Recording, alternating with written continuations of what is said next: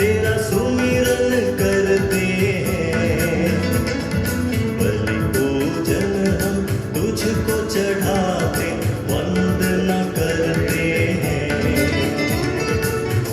तेरे मंदिर आए हैं, तेरा सुमिरन करते हैं, बलि पूजन हम तुझको चढ़ाते, वंदना करते हैं।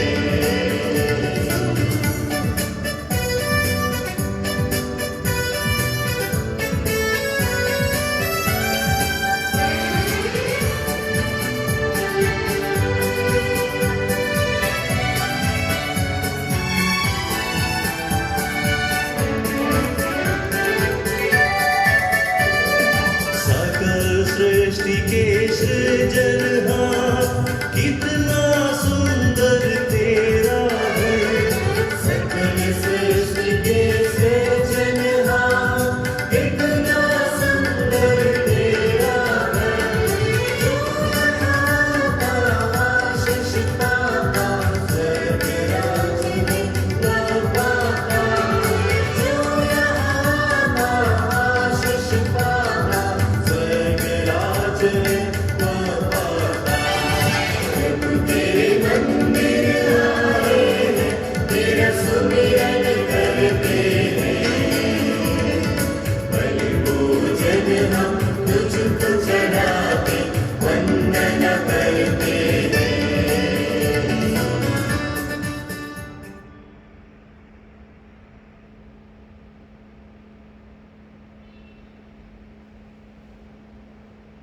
पिता और पुत्र और पवित्र आत्मा के नाम पर आमीन।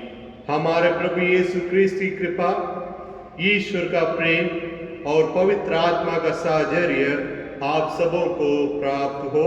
और आपकी आत्मा के साथ इस मिसा बलिदान में हम विशेष रूप से प्रार्थना करें, जितने भी लोग कोरोना महामारी से पीड़ित हैं उनके लिए प्रार्थना करें।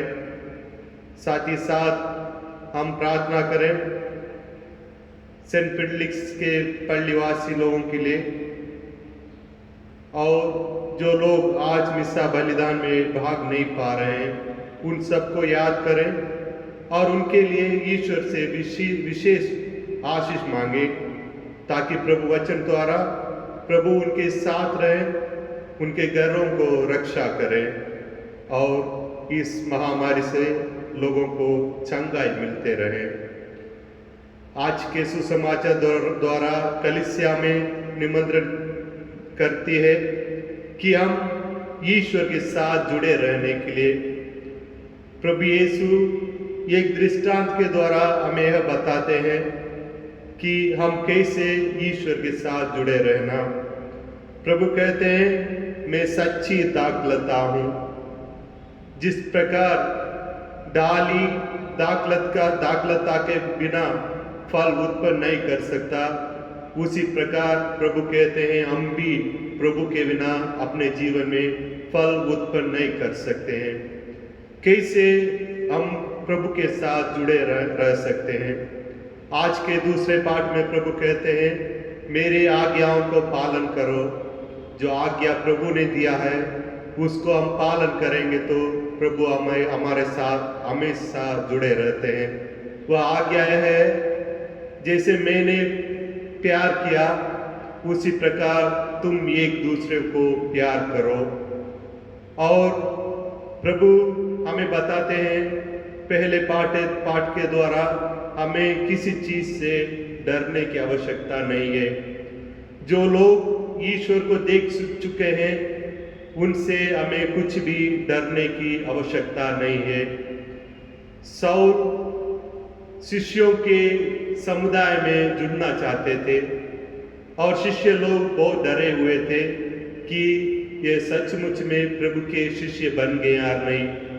बराबस ने सौल के बारे में परिणाम देते हुए कहते हैं, सौल ने ईश्वर को देखा और उनका जीवन बदल चुका है। आइए इस मिसा बलिदान के द्वारा हम भी ईश्वर को देखते हैं।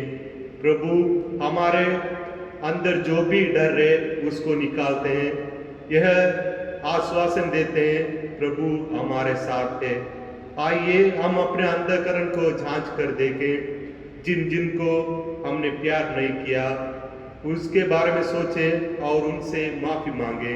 और दूसरे पाठ में प्रभु कहते हैं, मैं अंधकरण से बड़ा हूँ।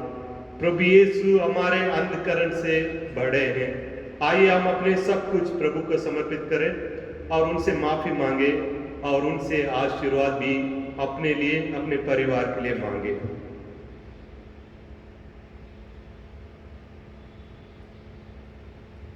हम सब मिलकर बोलें, ये भाइयों बहनों, मैं सर्वशक्तिमान ईश्वर और आप लोगों के सामने स्वीकार करता हूँ कि मैंने मन, वचन और कर्म से तथा अपना कर्तव्य पूरा ना करने से, अपने कसूर से, अपने भारी कसूर से घोर पाप किया है।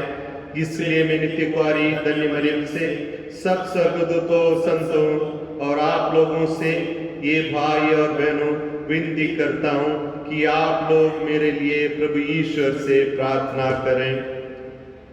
सर्वशक्तिमान ईश्वर हम लोगों पर दया करें और हमारे पाप क्षमा करें, हमें अनंत जीवन प्रदान करें।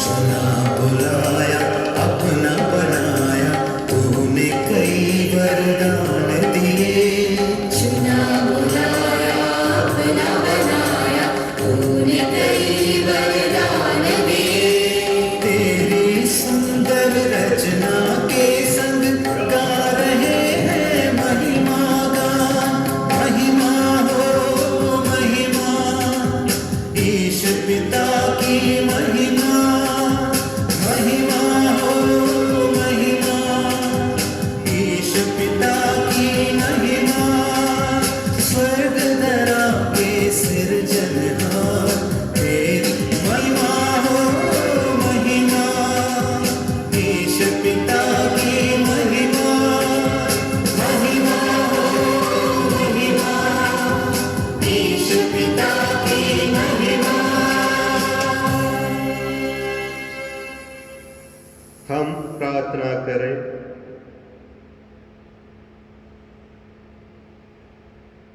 हे सर्वशक्तिमान सदा जीवंत ईश्वर, पास्का का वरदान हमारे हृदय में सदा परिपूर्ण करता रहे। जिन्हें तूने पवित्र बपतिस्मा द्वारा नवजीवन देने की कृपा की है, वे तेरे संरक्षण में प्रचुर मात्रा में फल उत्पन्न करें और आनंद जीवन के आनंद में प्रवेश कर सकें। हमारे प्रभु तेरे पुत्र यीशु क्रिस्त के द्वारा, जो तेरे तथा पवित्र आत्मा के संग एक ईश्वर होकर युगानु जीते और राज्य करते हैं। आमीन।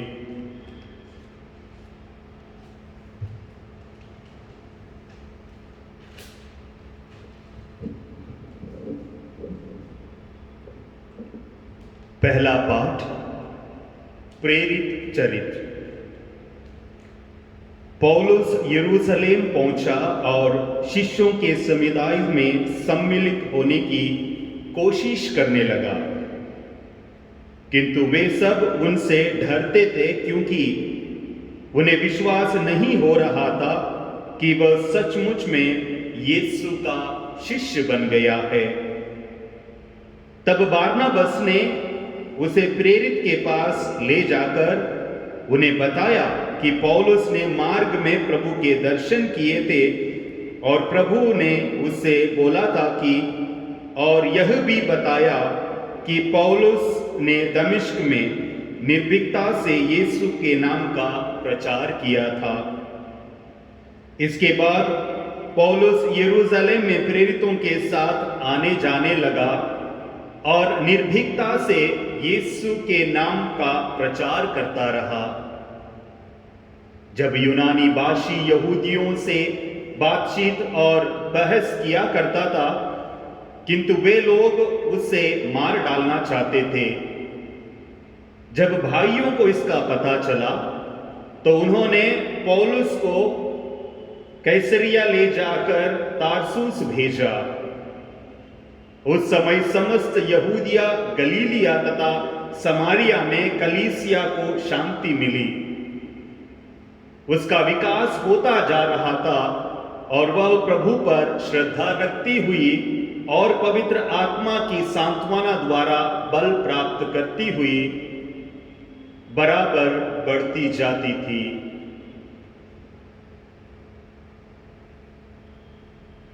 यह प्रभु की वाणी है।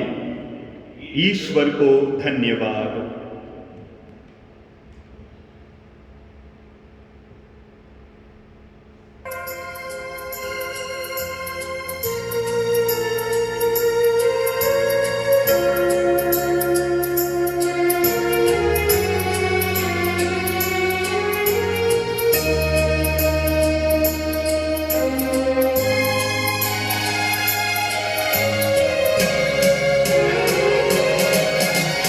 चुना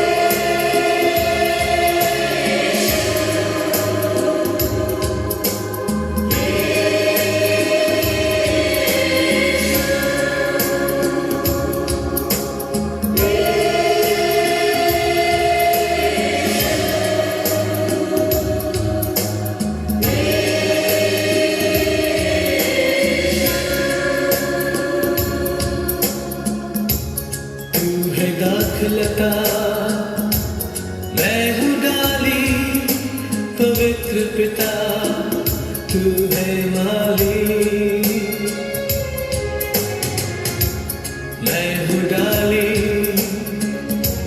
कलम किया हुआ तुझ में रहना चाहूं।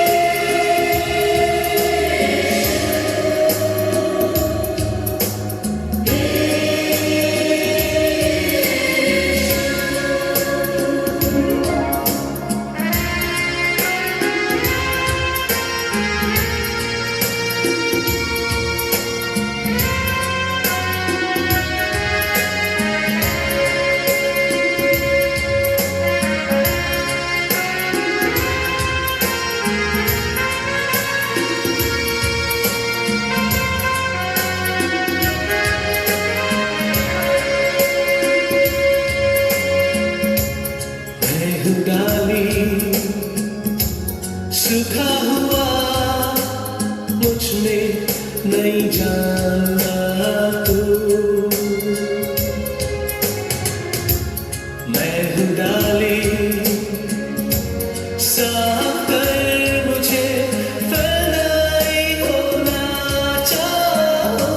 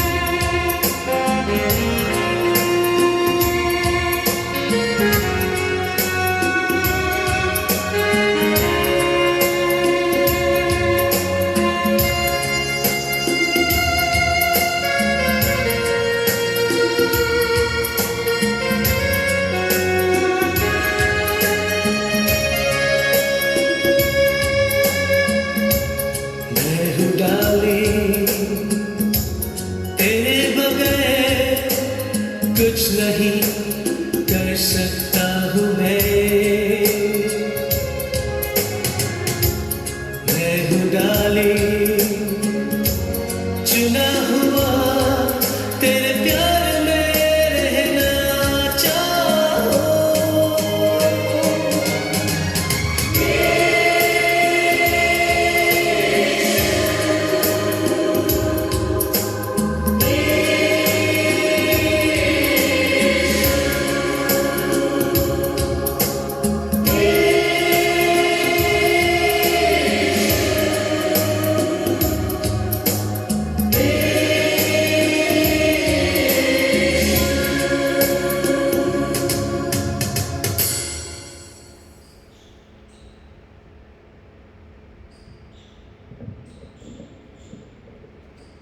दूसरा पाठ संत यूहन्ना का पहला पत्र से।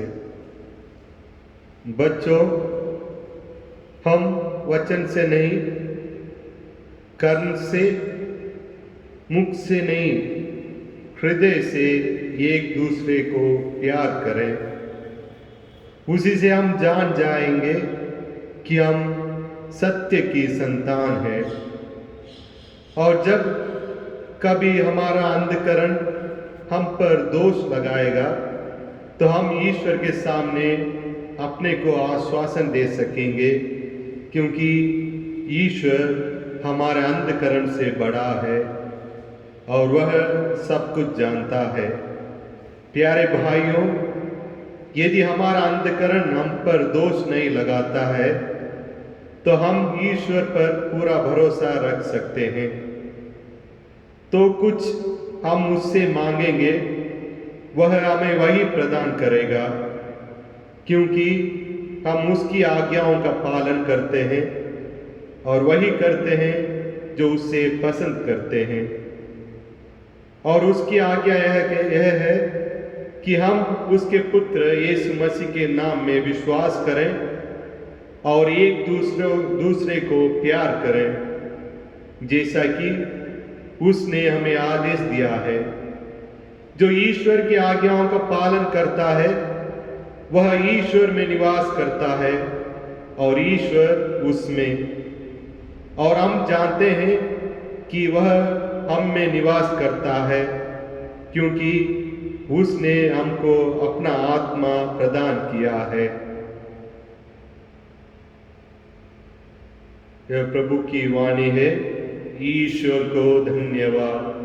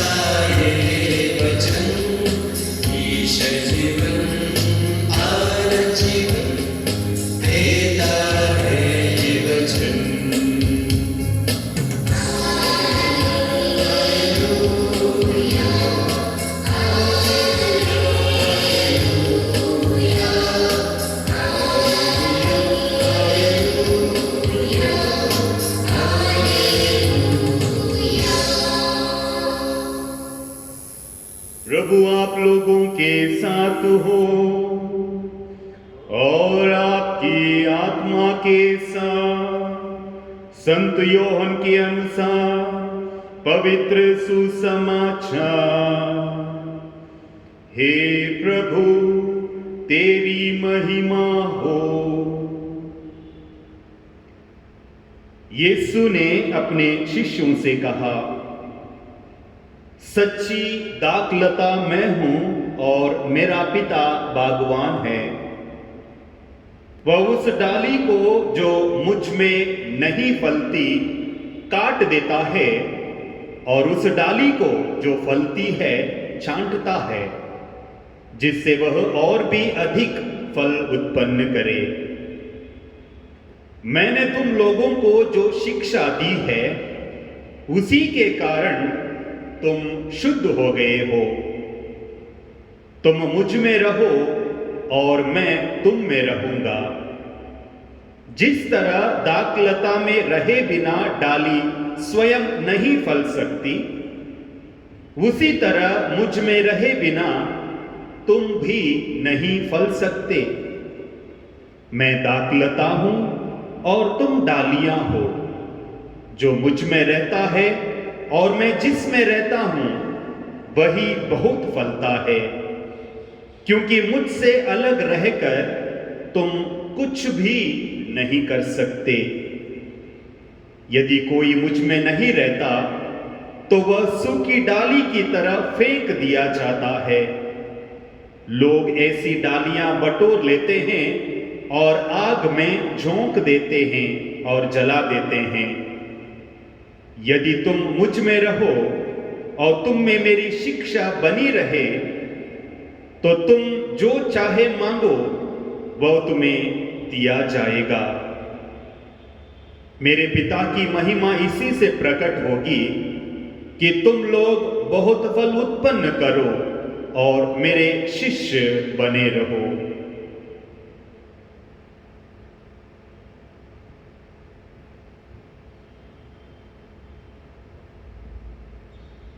प्रभु का सुसमाचार। हे प्रभु तेरी स्तुति हो।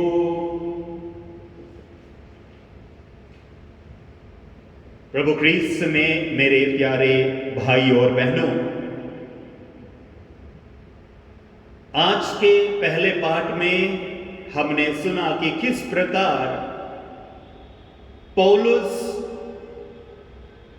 जब प्रभु यीशु मसीह के शिष्यों पर, विश्वासियों पर अत्याचार करता था और उन्हें बंदी बनाने के लिए जब वो निकल पड़ा तो किस प्रकार प्रभु के दर्शन हुए और वो अपने घोड़े से गिर पड़ा और प्रभु के दर्शन ने उसे बताया कि उसे प्रभु यीशु के नाम का प्रचार करना है।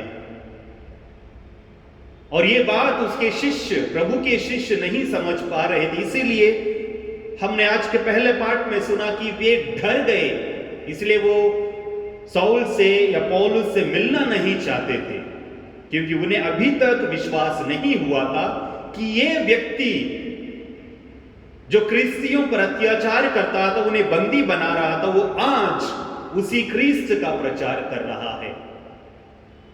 लेकिन आज का पहला पाठ कहता है निर्भीकता से पौलुस प्रचार कर रहा था, बिना किसी के डर से वो निर्भीकता से प्रभु का प्रचार कर रहा था, उसमें हिम्मत थी। लेकिन शिष्य यहां पर डर गए थे, लेकिन उनमें से एक शिष्य के अंदर हिम्मत थी, बारनबास। वो जाता है पौलुस के पास और पौलुस को शिष्यों के पास ले आता है। उसके अंदर हिम्मत थी कि वो जाकर पौलुस से मिले और पौलुस को लेकर अपने शिष्यों से वो बताता है कि किस प्रकार पौलुस को प्रभु का दर्शन हुआ और प्रभु ने किस प्रकार पौलुस को चुना है। मेरे प्यारे भाई और बहनों, आज की ऐसी परिस्थिति में हम में से कितने लोग निर्भीकता से प्रभु से प्रार्थना कर सकते हैं? हम में से कितने लोगों के अंदर आज हिम्मत है? आज हम में से कितने लोगों के अंदर प्रभु पर विश्वास है कि प्रभु जो असंभव को भी संभव बना सकता है? आज का पहला पाठ इसका उदाहरण है।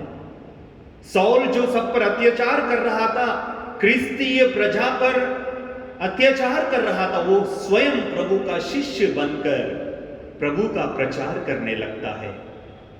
ये जो असंभव को प्रभु ने संभव बना दिया है। हमारे जीवन की परिस्थितियां भी कुछ इसी प्रकार है। हमें बाहरी रूप से लगता होगा कि ये असंभव है, हम बच नहीं पाएंगे, हम इसे उभर कर नहीं आएंगे, लेकिन हमारे लिए जो असंभव है प्रभु के लिए संभव है।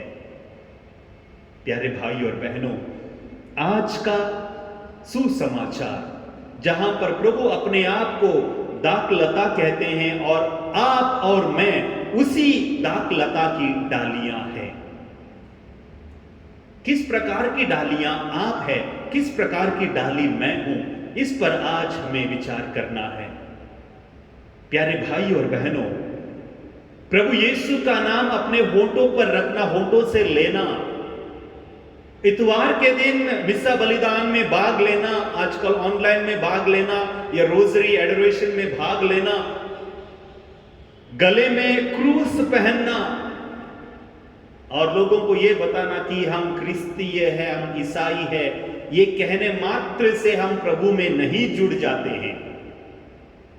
हमें से कोई भी प्रभु के उस दाखलता का अंश नहीं बन सकते हैं जब तक कि हमारे कर्म, जब तक कि प्रभु की जो बातें हैं आज के सुसमाचार में प्रभु यदि मेरे शब्द, मेरी वाणी तुम्हारे अंदर घर कर जाती है, तब तुम मेरे शिष्य साबित होगे। और प्रभु कहते हैं जो डालियां फलती नहीं है, भगवान उसे काट देता है, पिता उसे काट देता है, लोग ऐसे डालियां बटोर कर आग में जला देते हैं। लेकिन आगे प्रभु कहते हैं जो डालियां फलती हैं, पिता उसे चाटता है। चाटने का मतलब क्या है?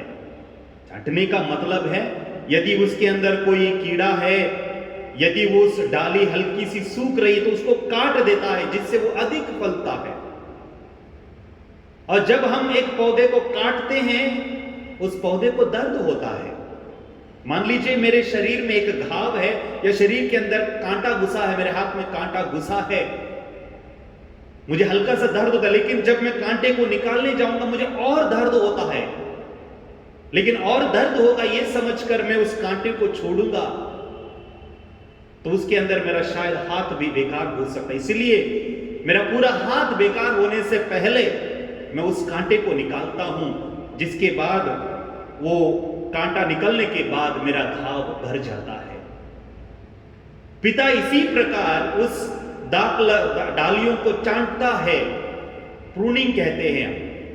यदि आप अपने घरों में गुलाब का पौधा लगाते हैं, जब गुलाब उसमें खिलता है, खिलने के बाद जब उसकी पंखुड़ियां गिर जाती हैं, पेटल्स गिर जाते हैं, तो हम लोग धीरे से उस सूखी हुई उस डाली को धीरे से काटते हैं। हम इसलिए नहीं काटते कि हमें वो पौधा जरूरत नहीं, हम इसलिए काटते कि उससे और भी फूल आ जाएं, क्योंकि हम जानते हैं उसको काटने से उसके बगल से और डालियां निकल आएंगी और वो पौधा हरा भरा रहेगा। क्योंकि हम उस पौधे को प्यार करते हैं और हमें उम्मीद रहती है कि ये पौधा और भी फूल उत्पन्न कर सकता है, तो हम उसको काटते हैं और उसको खाद पानी देकर उसकी रक्षा करते हैं। जब आप और मैं एक पौधे की इस प्रकार देखभाल करना जानते हैं, तो प्यारे भाई और बहनों, जिस ईश्वर ने हमें बनाया है अपने ही प्रतिरूप में, जिस प्रभु यीशु ने आपके लिए और मेरे लिए अपना बलिदान दिया है, अपना लहू बहाया है, तो वो किस प्रकार से हमारी रक्षा करता है, इस बात को हमें समझना है मेरे प्यारे भाई और बहनों। हमारे हर एक के जीवन में दुख संकट है। इस कोरोना महामारी के समय शायद हमें से कई सारे लोगों के परिवारजन बीमार हैं, कुछ लोगों ने अपने परिवारजनों को खोया है, हमें दर्द है, दुख है, लेकिन प्रभु कहते हैं तुम मुझ में जुड़े रहो। प्रभु में जुड़े रहने का मतलब क्या है? अब देखते हैं ना कि लोग लोहे की कुर्सियां बनाने के लिए वेल्डिंग करते हैं, उसको 2 सरिया आप लेंगे, उसको जोड़ सकते हैं, वेल्डिंग में जुड़ जाते हैं वो। एक फेविकोल का एडवर्टाइज भी आता था कि वो जोड़ ऐसा होता है कि हाथी खींचने पर भी वो जोड़ नहीं टूटता है। लेकिन मेरा और आपका जुड़ना प्रभु में कितना शक्तिशाली है, कितना गहराई से हम प्रभु में जुड़े हुए हैं, ये आज हमें मनन चिंतन करना है। प्रभु कहते हैं मैं दाख लता हूं और तुम मेरी डालियां हो, मुझसे अलग रहकर तुम कुछ भी नहीं कर सकते।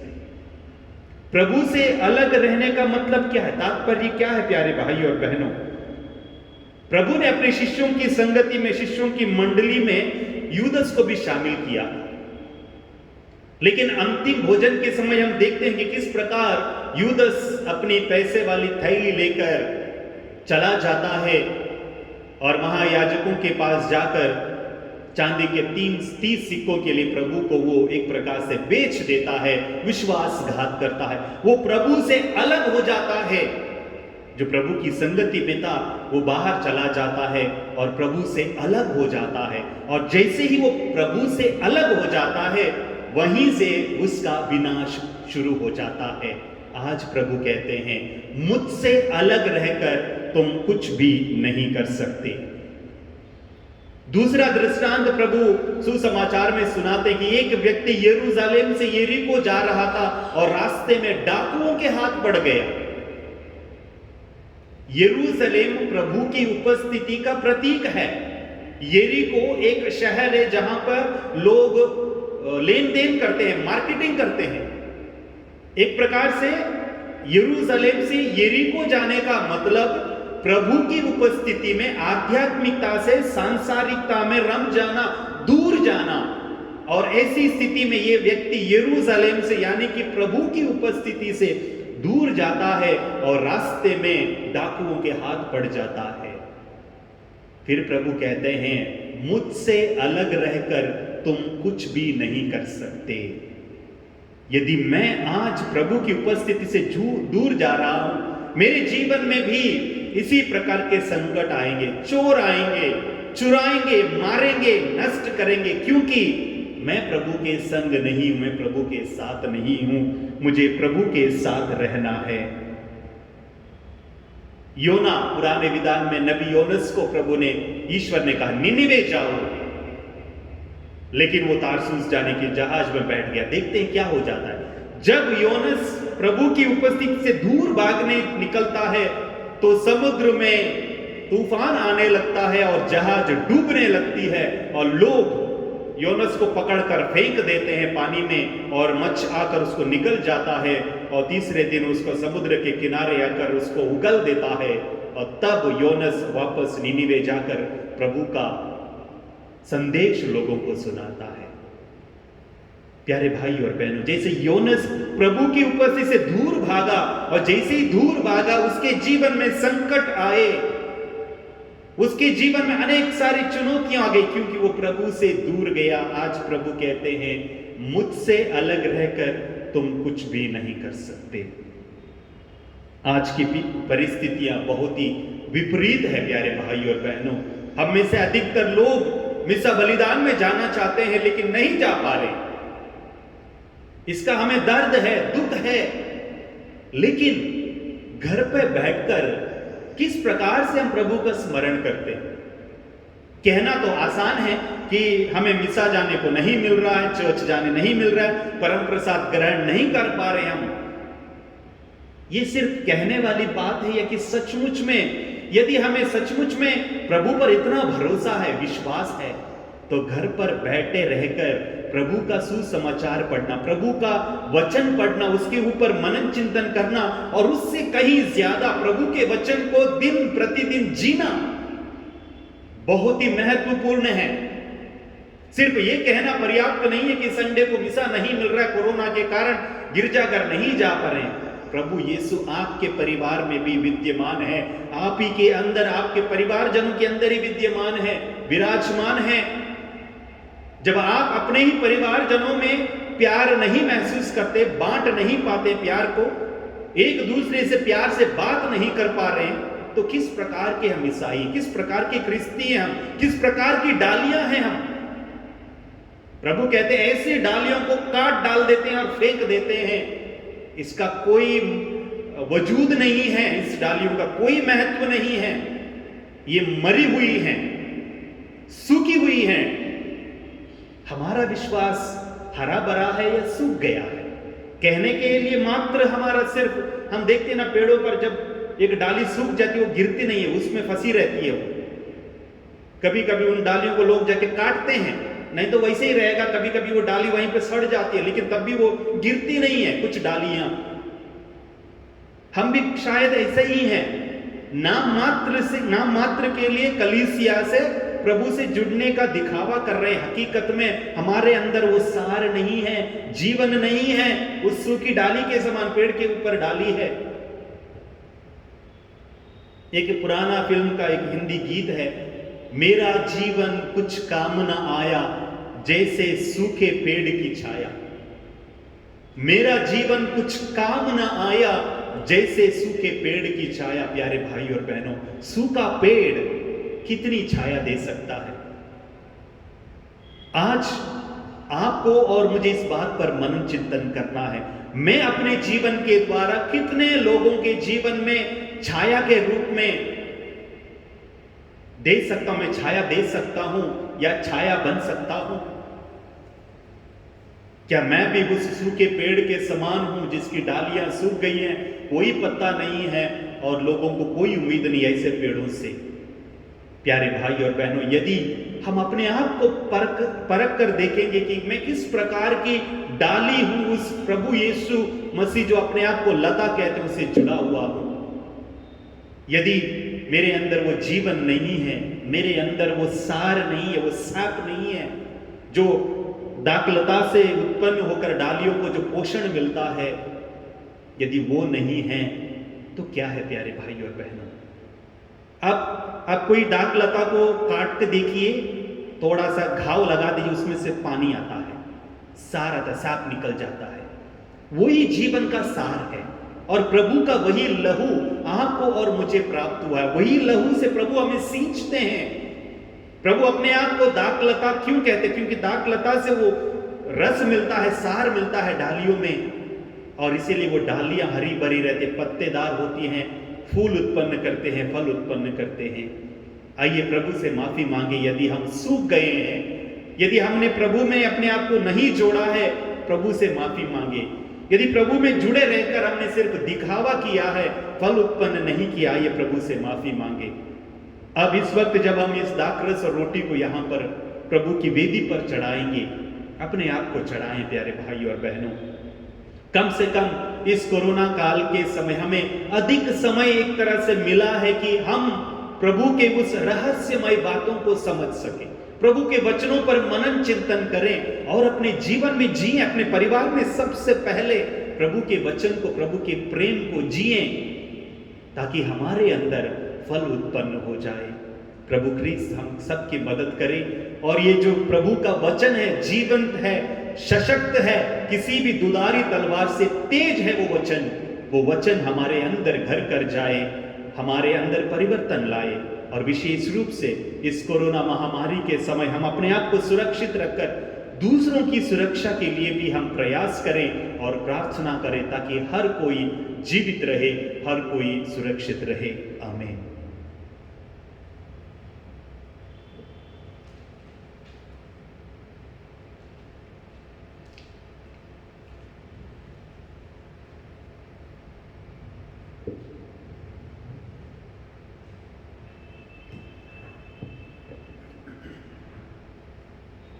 आइए हम अपने विश्वास को प्रकट करें। मैं स्वर्ग और पृथ्वी के सृष्टिकर्ता सर्वशक्तिमान पिता ईश्वर और इसके एकलौते पुत्र अपने प्रभु यीशु क्रिस्त में मैं विश्वास करता हूँ, जो पवित्र आत्मा के द्वारा गर्भ में आया, कुंवारी मरियम से जन्मा, पोंतियुस पिलातुस के समय दुख भोगा, क्रूस पर चढ़ाया गया, मर गया और दफनाया गया, वह अधोलोक में से उतरा, वह तीसरे दिन मृत्युओं में से जी उठा और स्वर्ग में आरोहित हुआ और सर्वशक्तिमान पिता ईश्वर के दाहिने विराजमान है। वहां से वह जीवित और मृतों का न्याय करने आएगा। मैं पवित्र आत्मा, पवित्र कैथोलिक कलीसिया, धर्मियों की सहभागिता, पापों की क्षमा, देह के पुनरुत्थान और अनंत जीवन में विश्वास करता हूँ। आमीन। आइए हमारे निवेदनों को ईश्वर को चढ़ाएं। प्रिय भाई और बहनों, यीशु ने स्वयं को एक सच्ची दाखलता कहा है। हम सब यीशु रूपी दाखलता की डालियां हैं, परंतु हम तभी फल उत्पन्न करेंगे जब हम यीशु में रहेंगे। अतः हम अपने प्रभु यीशु के द्वारा अपनी सब जरूरतों को पिता ईश्वर के समक्ष रखें और उससे प्रार्थना करें और कहें, हे पिता हमारी प्रार्थना सुन। हे पिता हमारी प्रार्थना सुन।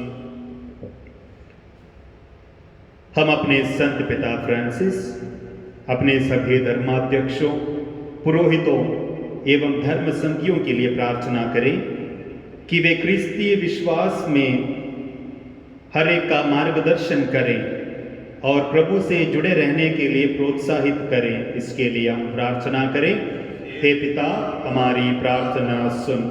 हम सभी क्रिस्तीय विश्वासियों के लिए प्रार्थना करें कि वे ईश वचन को पढ़े, सुने और मनन चिंतन करें और ईश्वर को जानें, ताकि अपने जीवन के सच्चे प्रेम, आनंद और शांति का अनुभव कर सकें। इसके लिए हम प्रार्थना करें, हे पिता हमारी प्रार्थना सुन। हम अपने अपने परिवार के लिए प्रार्थना करें कि हमारे परिवार के सदस्यों में सच्चे विश्वास, प्रेम, शांति और एकता की भावना हो, ताकि हर सदस्य खुश रहें। इसके लिए हम प्रार्थना करें, हे पिता हमारी प्रार्थना सुन। हम उन लोगों के लिए प्रार्थना करें जो अपने जीवन को बिना किसी लक्ष्य या उद्देश्य के जी रहे हैं और स्वयं को अंधकार के मार्ग में महसूस कर रहे हैं, ताकि वे मसीह की ज्योति से प्रकाशित हो जाएं और उद्देश्यपूर्ण जीवन जी सकें। इसके लिए हम प्रार्थना करें, हे पिता हमारी प्रार्थना सुन। हम सब इस बलि समारोह में उपस्थित सभी विश्वासियों के लिए प्रार्थना करें कि हम यीशु के बने रहकर अच्छे फल उत्पन्न कर सकें और पिता ईश्वर हमें आशीर्वाद प्रदान करे। इसके लिए हम प्रार्थना करें, पिता हमारी प्रार्थना सुन। आइए हम अपने निजी निवेदनों को ईश्वर को चढ़ाएं। विशेष रूप से प्रार्थना करें जितने भी लोग इस कोरोना महामारी से पीड़ित हैं, उनके लिए हम प्रार्थना करें। और हम प्रार्थना करें इस सेंट फिडलिस के सदस्यों के लिए और उनके परिवारजनों के लिए। प्रभु उन्हें कृपा और आशीष दे और उन्हें सुरक्षित रखें। आइए हम अपने लिए भी प्रार्थना करें और अपने परिवारजन के लिए भी।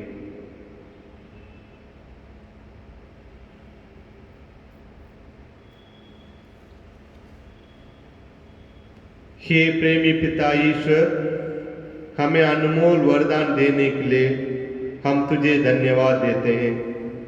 हमें यह वर दे कि हम सदैव तेरे पुत्र यीशु से संयुक्त रहें और वह उचित फल उत्पन्न करें जो आनंद जीवन तक बना रहेगा। हमें प्रार्थना करते हैं उन्हीं हमारे प्रभु क्रिस्त के द्वारा, आमीन।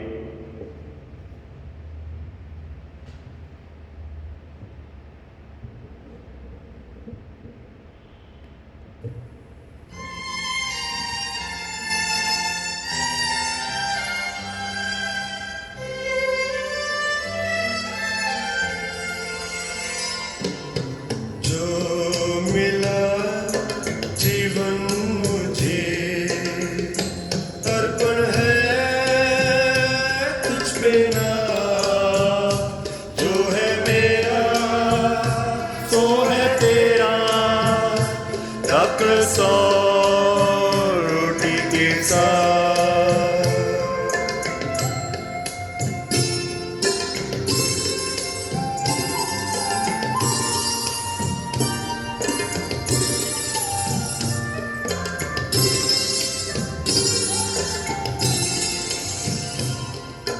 ये जो है मेरा मन कर दे इसे पावन, इसमें पड़े तेरी छाया, सुंदर बने जीवन। जो मिला जीवन मुझे अर्पण है तुझ पे ना, जो है मेरा सो है तेरा, बक्सा रोटी के साथ।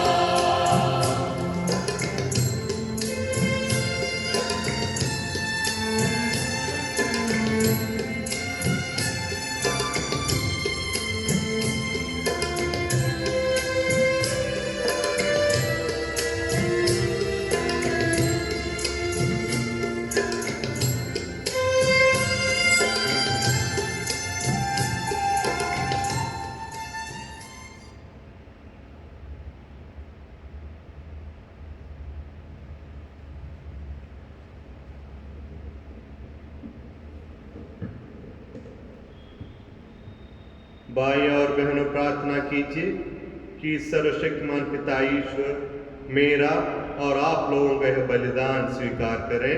प्रभु अपने नाम की स्तुति तथा महिमा के लिए और हमारे तथा अपने समस्त पवित्र कलीसिया के लाभ के लिए आपके हाथों से यह बलिदान ग्रहण करें। हे ईश्वर, तूने इस बलिदान के अद्भुत आदान प्रदान द्वारा हम सबको सर्वोच्च ईश्वरत्व का सौभाग्य बनाया है। ऐसी कृपा कर कि जिस सत्य का ज्ञान हमें प्राप्त हुआ है हम उसके अनुसार योग्य आचरण भी करें। हमारे प्रभु क्रिस्त के द्वारा, आमीन। प्रभु आप लोगों के साथ हो और आपकी आत्मा के साथ। प्रभु में मन लगाइए, हम प्रभु में मन लगाए हुए हैं। हम अपने प्रभु ईश्वर को धन्यवाद दें, यह उचित और न्याय संगत है। हे प्रभु, यह वास्तव में उचित और न्याय संगत है।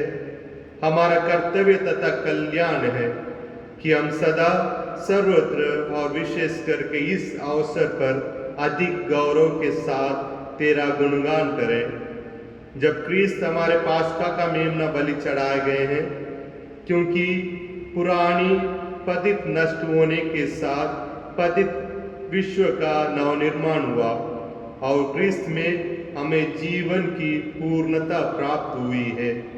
इसलिए पास्का के आनंद से विभोर होकर हर देश और जाति के लोग तेरी प्रशंसा में उल्लसित होते और स्वर्गीय शक्तियों दूतों की सेनाओं के साथ मिलकर निरंतर तेरी महिमा का बखान करती है।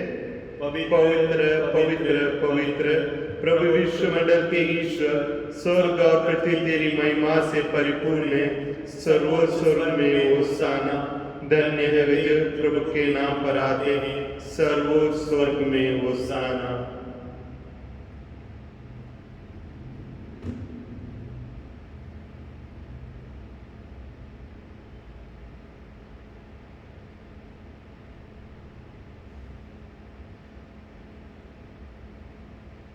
हे प्रभु, तू वास्तव में पवित्र है, सारी पवित्रता का स्रोत है।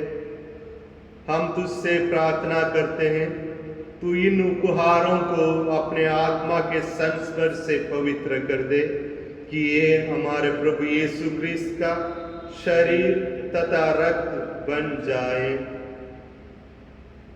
जब वे सुच्चा से मृत्यु के लिए सौंपे गए, उन्होंने रोटी ली, तुझे धन्यवाद दिया और रोटी तोड़कर उसे अपने शिष्यों को देते हुए कहा, तुम सब इसे लो और इसमें से खाओ, क्योंकि यह मेरा शरीर है जो तुम्हारे लिए बलि चढ़ाया जाएगा।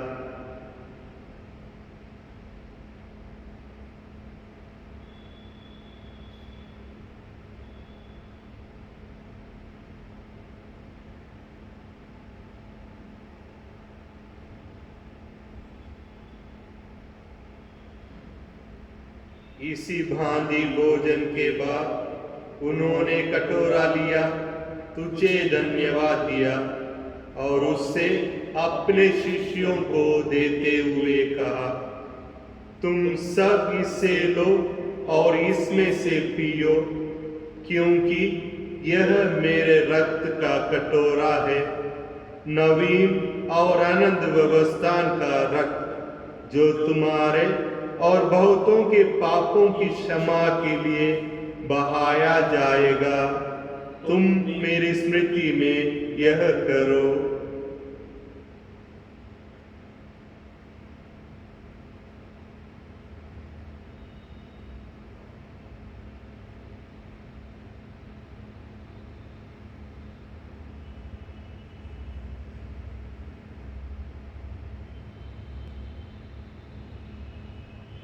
विश्वास का रहस्य।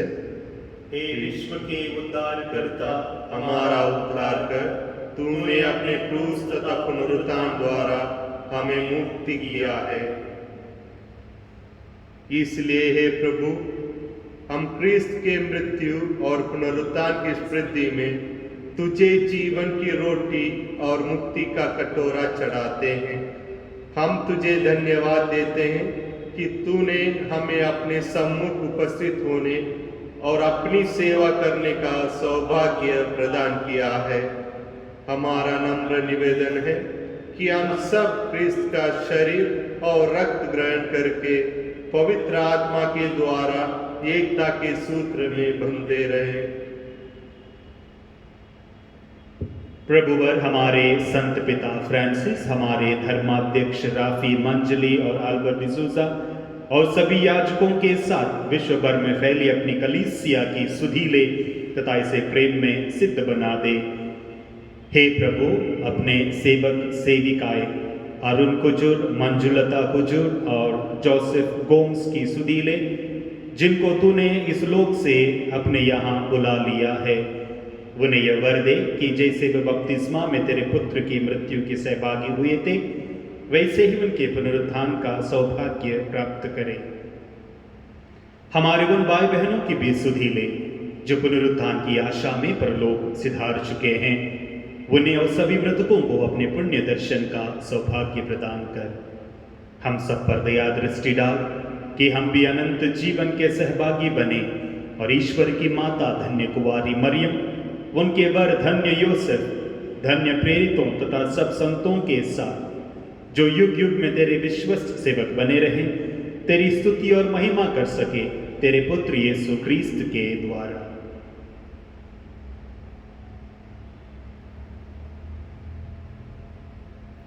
इन्हीं प्रभु क्रिस्त के द्वारा, इन्हीं के साथ और इन्हीं में, हे सर्वशक्तिमान पिता ईश्वर, पवित्र आत्मा के साथ सारा गौरव तथा सम्मान युगानुयुग तेरा ही है।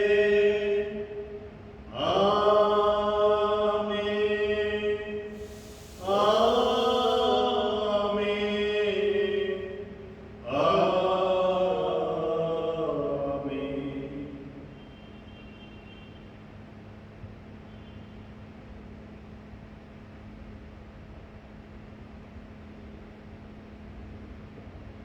हम सब मिलकर पिता ईश्वर से प्रार्थना करें, जैसे प्रभु यीशु ने हमें सिखाया है। कि हमारे पिता जो स्वर्ग में है, तेरा नाम पवित्र माना जाए, तेरा राज्य आए, तेरी इच्छा जैसे स्वर्ग में है वैसे पृथ्वी पर भी पूरी हो। हमारा प्रतिदिन का आहार आज हमें दे, और हमारे अपराध हमें क्षमा कर, जैसे हम भी अपने अपराधियों को क्षमा करते हैं, और हमें परीक्षा में ना डाल, परंतु बुराई से बचा। हे प्रभु, हम तुझसे प्रार्थना करते हैं, सभी बुराइयों से हमें बचा, और इस जीवन में हमें कृपा पूर्वक शांति प्रदान कर। हम तेरी दया से सदा पाप से दूर और हर विपत्ति से सुरक्षित रहे, और उस दिन की प्रतीक्षा करते रहे जब हमारे मुक्तिदाता यीशु क्रिस्त फिर आकर हमारी धन्य आशा पूरी करेंगे, क्योंकि तेरा राज्य, तेरा सामर्थ्य और तेरी महिमा अनंत काल तक बनी रहती है। हे प्रभु यीशु क्रिस्त, तूने अपने प्रेरितों से कहा है, मैं तुम्हारे लिए शांति छोड़ जाता हूँ, अपनी शांति तुम्हें प्रदान करता हूँ। तू हमारे पापों पर नहीं, अपनी कलीसिया के विश्वास पर दृष्टि डाल, और कृपा पूर्वक उसे शांति तथा एकता प्रदान कर। तू युगाने जीता और राज्य करता है। आमीन। प्रभु की शांति सदा आप लोगों के साथ हो, और आपकी आत्मा के साथ। हम परस्पर शांति अभिवादन कीजिए। क्रिस्त की शांति, क्रिस्त की शांति। हे ईश्वर के मेमने जो संसार के पाप पर लेता है, हम पर दया कर। ये ईश्वर के मेमने जो संसार के पाप पर लेता है, हम पर दया कर। ये ईश्वर के मेमने जो संसार के पाप पर लेता है, हमें शांति प्रदान कर।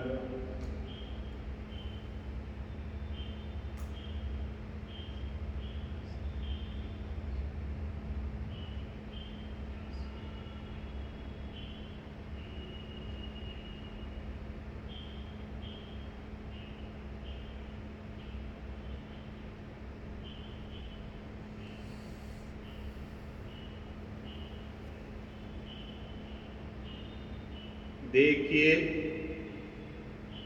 ईश्वर का मेमना, इन्हें देखिए जो संसार के पाप पर लेते हैं। धन्य है वे जो मेमने के बोझ में बुलाए गए हैं। हे प्रभु, मैं इस योग्य नहीं हूँ कि तू मेरे यहाँ आए, किंतु एक ही शब्द कह दे और मेरी आत्मा चंगी हो जाएगी।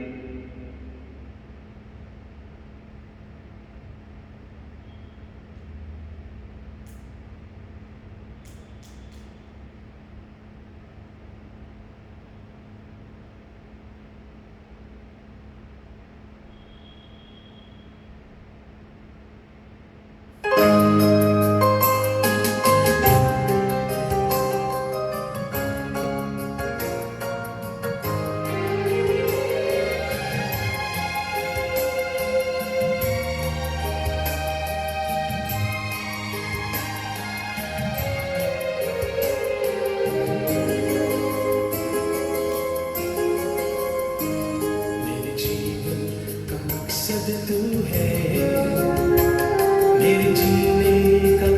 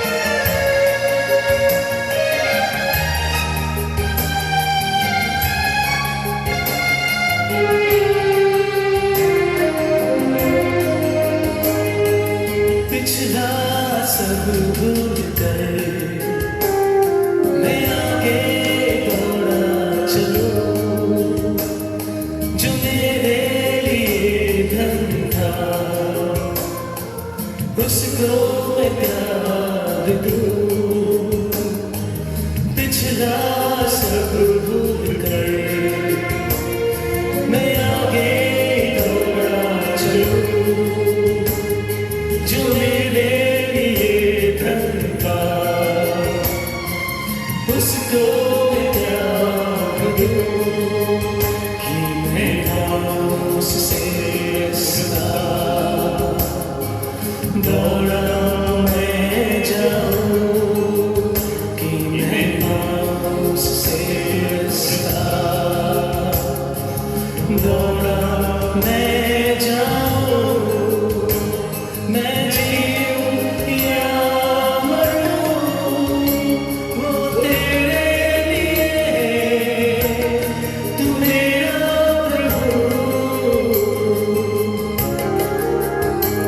मेरे जीवन का मकसद तू है मेरे जीने का कारण तू है मैं जीऊं या मरूं वो तेरे लिए तू मेरा प्रभु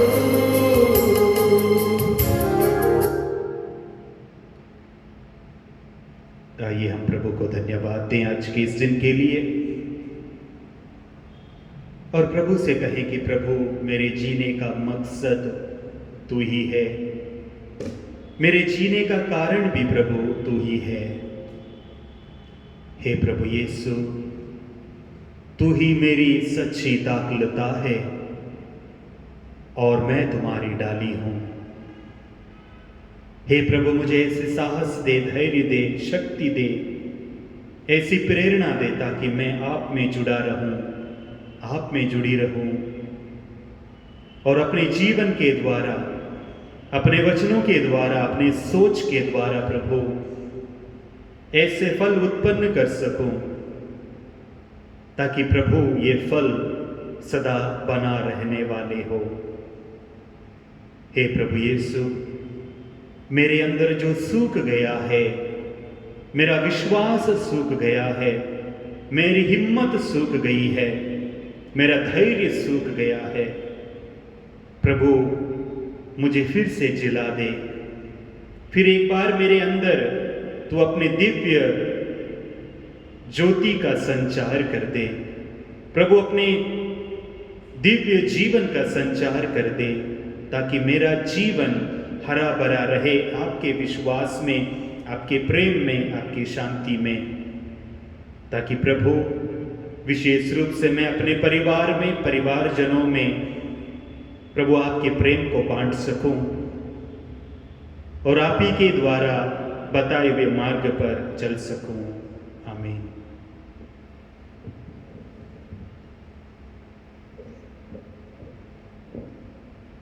हम प्रार्थना करें।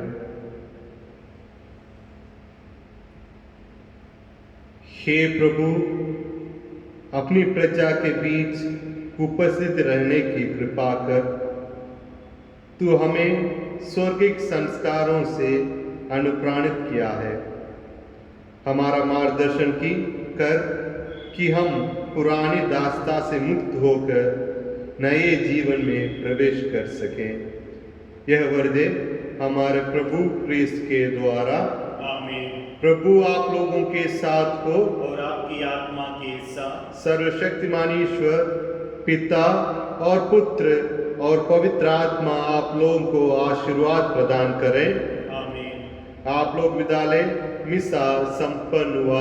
Hallelujah, hallelujah. ईश्वर को धन्यवाद। Hallelujah, hallelujah.